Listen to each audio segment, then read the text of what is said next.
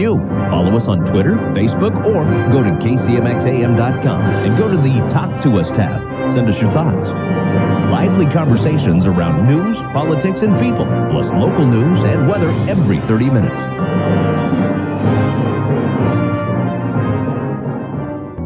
How long, I wonder, could this thing last?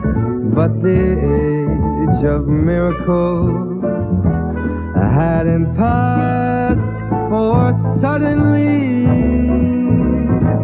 I saw you there, and through foggy London town the sun was shining. Good morning and welcome back. 34 minutes after the hour, you've made it to the Sunrise Show, and we've got a sunrise here in the Rogue Valley. Oh, beautiful. Going to be beautiful today. 76 degrees. Can't believe it. And I think it's going to be that way again tomorrow. Day 2 of World Series. If you missed the first game, well, catch a little baseball. Listen, but right now, thrilled to have on the phone with us Dennis Linthicum. He's the incumbent challenger for U.S. House of Representatives against District 2 and Greg Walden. And Dennis, how are you this morning? I am doing great. It's good to be here this morning. I appreciate your coming on the show. I know everything is hitting all at once, isn't it? You've made the announcement. You've got your website. In fact, it's Dennis2014. So Dennis2014.com, and everything's hitting, isn't it? It is. And we're getting great response so far. I look forward to people giving me their ideas and voicing their opinions. It's quite a challenge, and we are so far having a blast. Good deal. Well, you know, we talked about this before you came on, and people, of course, we've talked about the lack of leadership in the federal government, and it just leaves people just so disconnected. And of course, you call yourself a constitutional conservative, and going up against Republican Greg Walden, obviously that's tough with him being in 14 years, and District 2 is huge. Yeah, it's just going to be beating the streets, I guess, huh? Right. District 2 is actually, I'm not sure if your listeners know this, District 2 is the 7th largest congressional district in the United States, and of course that's by land mass. But it is big, and I will need to be on the road a lot. There's a lot of ground to cover, but right now I've got supporters in all the major areas in various counties in the district, and the support has been enormous. Like you said, we just hit the ground and things are kind of popping here and there.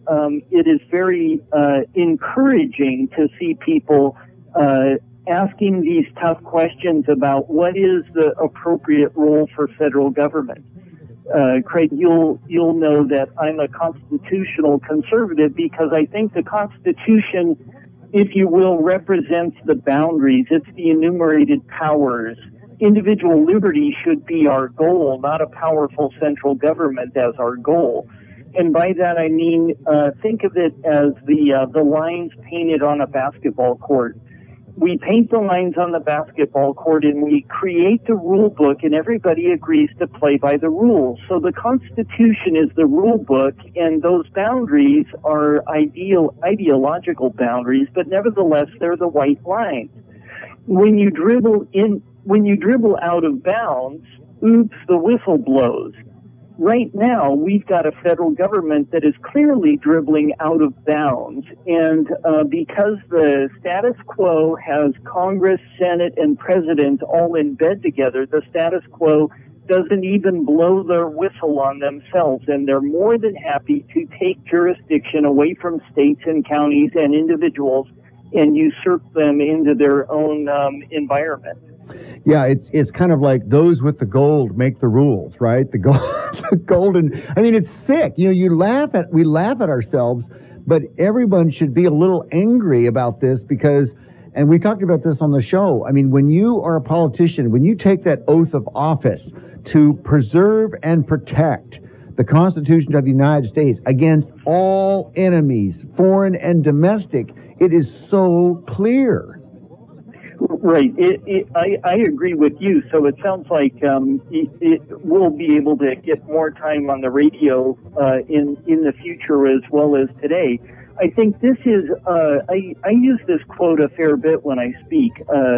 Thomas Jefferson wrote a letter to Ed Carrington, and he writes, quote, "If ever the people become inattentive," and Craig, you may know whether people have become inattentive or not, and I think that's a big problem. He says, "If ever the people become inattentive, then you and I," in other words, you, Mr. Carrington, a good guy, and I, Thomas Jefferson, also a fairly decent fellow, right? "Then you and I and the assemblies and the governors shall become as wolves." So this means even good men like Greg Walden can start doing the wrong things and become as wolves. And that's what's happened at the federal level. Well, we talked about this, about being effective. Once, obviously to carry the message of the people to Washington, but then being effective within the establishment. And I think the Tea Party pretty much has gone in front of you. They're bringing to light the Constitution and what it stands for. And we talked about this on the show, is that every word in the Constitution means something, and it's there with a purpose. Every single word.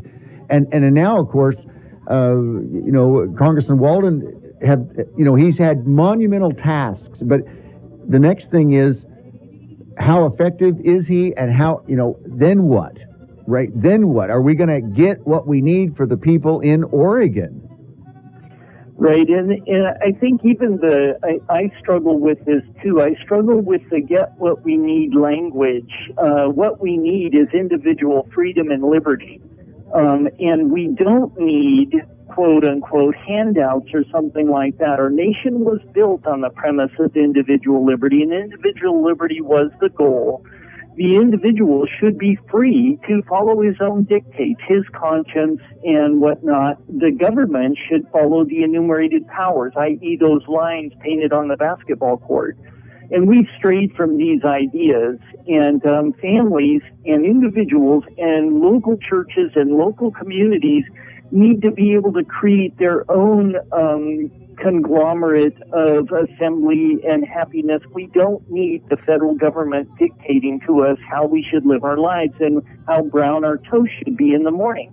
These are individual preferences, and we should allow the free market to allow people to make those choices for themselves.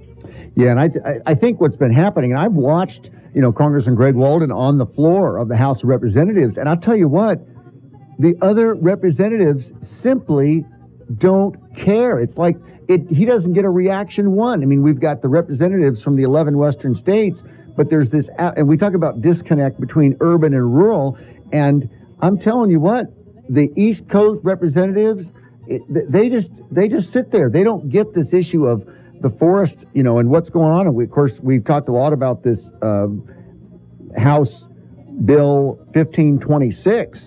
Right. And the ONC land, trust land bill, and it's just, he's been harping on that for how many years, and finally got some reaction. And like he said, he had to pull all kinds of favors to get it passed through, and now it's going to the Senate. But it's like, we have people hurting here. We have people starving here. We need jobs. We've got a natural resource that, you talk to anyone that's in the forest, after 20 years, the foresters, the logging, the mills, they just simply, it's a total disconnect and complete ignorance of just what's going on here. Yeah, and here's an interesting point about that is the reason Walden's bill is a good attempt, but he compromises. Remember, DeFazio Schrader had a big hand in this. Right. And what they do is they give 50% of the ONC land to basically environmental interests. Right. Because 50% of the land is given away, I've been calling that that's the federal equivalent of an estate tax. When you die, your kids are left with 50% of their inheritance because the government takes the other 50% in an estate tax. Here with the ONC lands, they drive a stake through the heart of the original ONC land and they kill it. Now that it's, quote, dead in this example of mine, 50% goes to the federal government to do with as they please, and the other 50% remains in the trust for the O&C land. I think this is terrible. It's the same as the estate tax, which is also a terrible drain on individual families, ranchers and farmers. Small business people will suffer from this at great expense, while the federal government enriches its own special interests with payouts. And the environmental concerns are more than happy to get 50% of the land this week. They'll take 25% next week, and within 10 years, they'll have the whole game.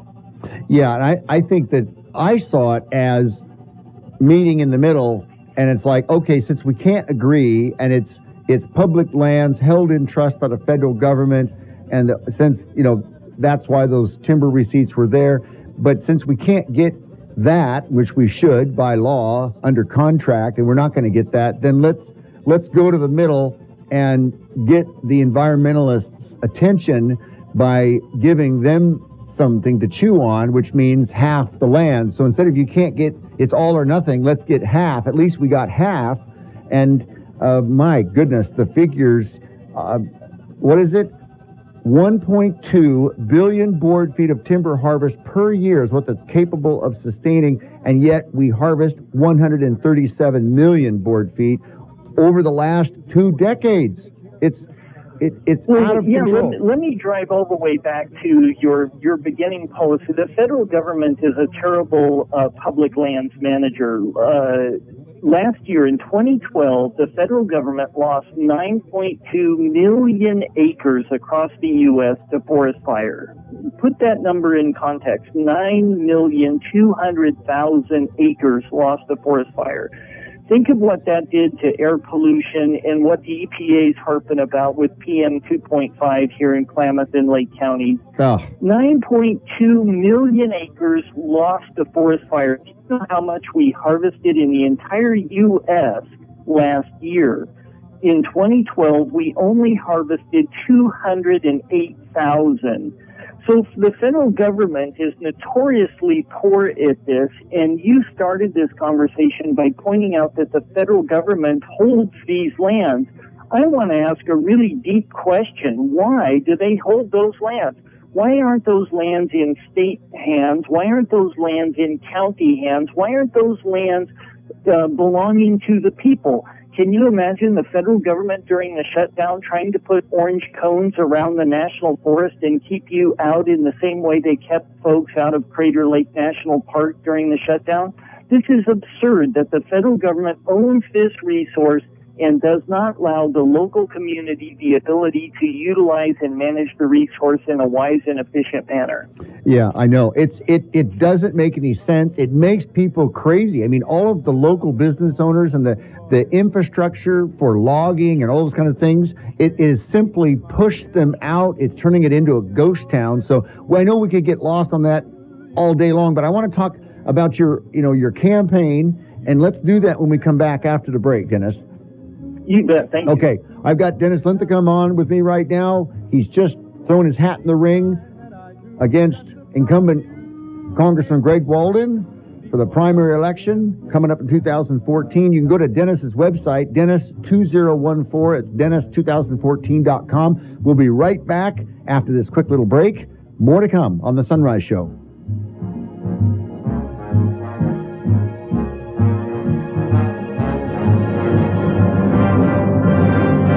Stay tuned. Sunrise will return in a moment on KCMX News Talk 880. A little bold and extremely fun, Monday through Friday, 6 to 9 a.m. on KCMX AM 880. Lively conversations around news, politics, and people, plus local news and weather every 30 minutes. Here's Craig.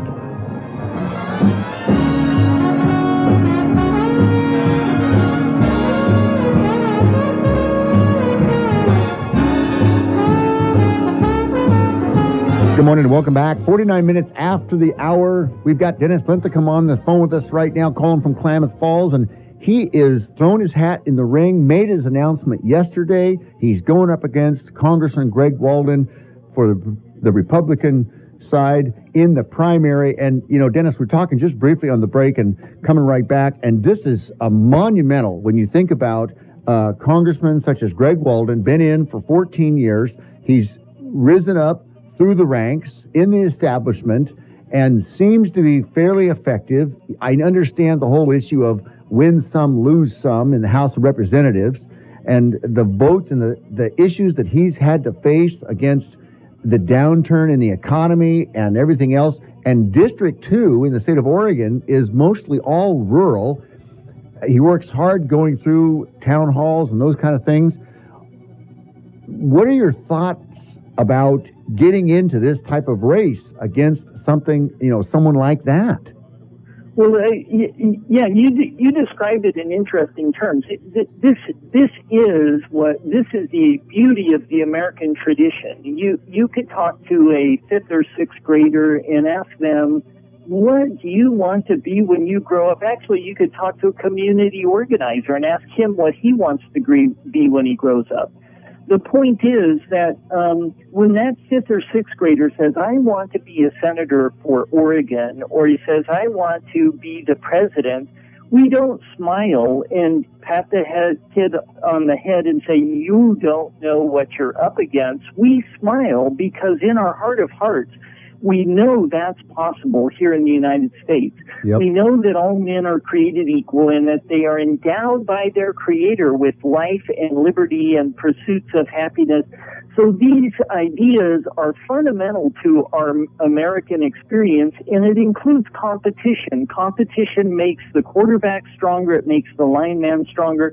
It makes the hamburger joint more competitive, and they create a more compelling burger because they have competition in the market. Monopolies are terrible. They always limit supply, and they are ineffective. And what we have, what you just described in your intro as we came into this, is we've got a monopoly situation where Greg Walden is mistakenly thinking that he is the only one in all of Oregon who deserves this post. I plan to challenge the very notion of that idea and see what the rest of the community thinks.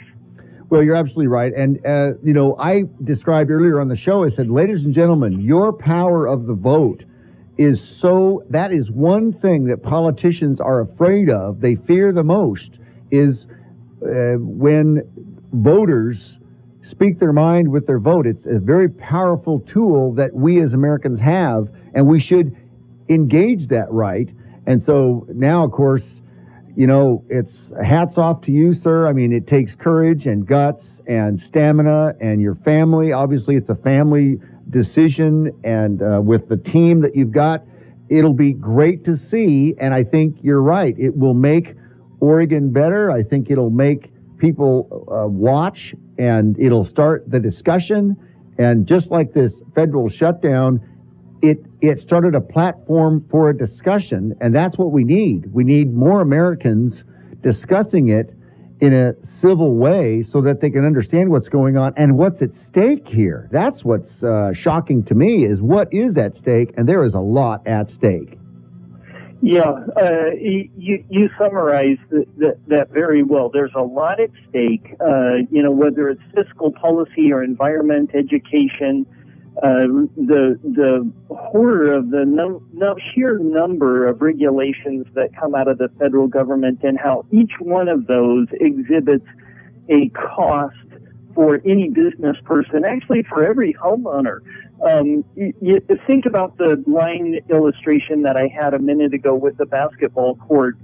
If we're dribbling up in the bleachers, the question ought to be asked, do we really belong up here in the bleachers? And so does the federal government, does the EPA, does the Department of Energy have the right to be dribbling inside of your microwave?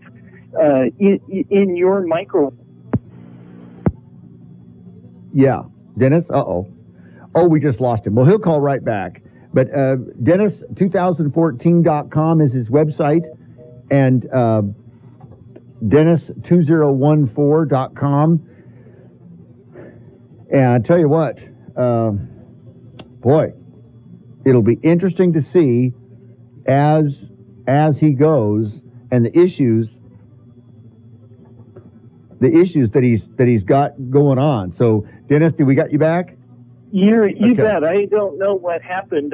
I'm sitting here in a warm and comfy spot, but Yeah. the cell tower went down and came back up quick. Yeah, kidding. Well, so we're just talking about the issues and, of course, what you're going to be doing afterwards. And I guess you've got to get the message out to the people.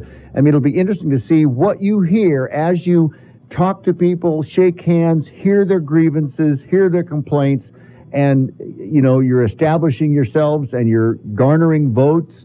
And so, it's going to be quite the ride, I'm sure.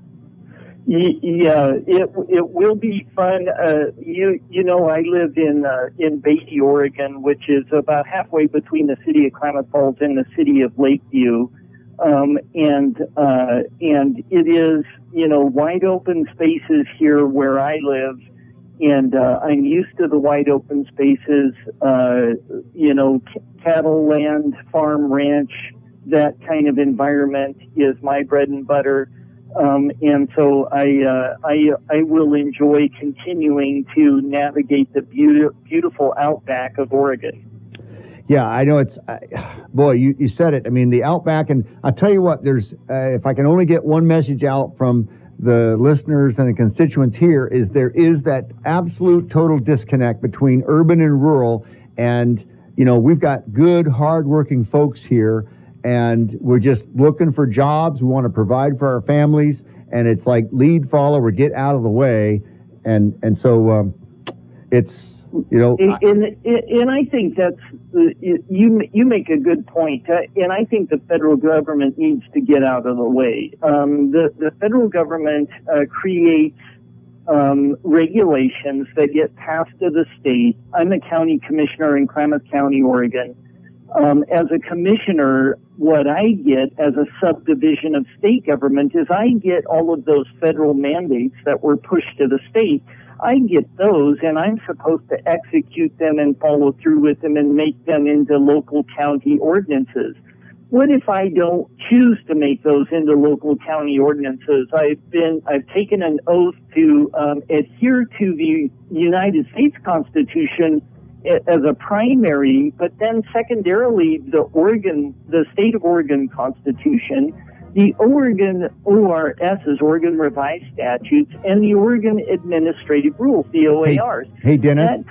That pretty much handcuffed me in my ability to choose appropriately whether to nullify or reject some notion that came from the federal government. I'm bound to implement it. Yeah, Dennis. Hey, we're out of time. Thank you so much. We'll talk again soon. Wow. Dennis Okay, Linthicum. remind people Dennis2014.com, and they can look me up and figure out how to spell Linthicum, as well as enjoy seeing someone who will be willing to stand for their liberty. There you go. Dennis, thank you so much. We'll talk again soon. Good luck with your travels and your campaign. Hey, Craig, let me mention one other thing. Tomorrow at 9 to 10:30, I'll be at Wamba Juice in the 200 block of 8th Street. And from 11:30 to 1:30, I've got another meet and greet at Jasper's on the Pacific Highway. Oh, excellent. Okay. All right. That does it. I'll be in your neighborhood. Thanks. All right. Well, that does it for us. Get ready. News and weather coming up next. Rogue Federal Credit Union. Right after that, 9 o'clock, Mike Huckabee. Take care, everyone. We'll be in tomorrow. Check in the Sunrise Show, 6 a.m.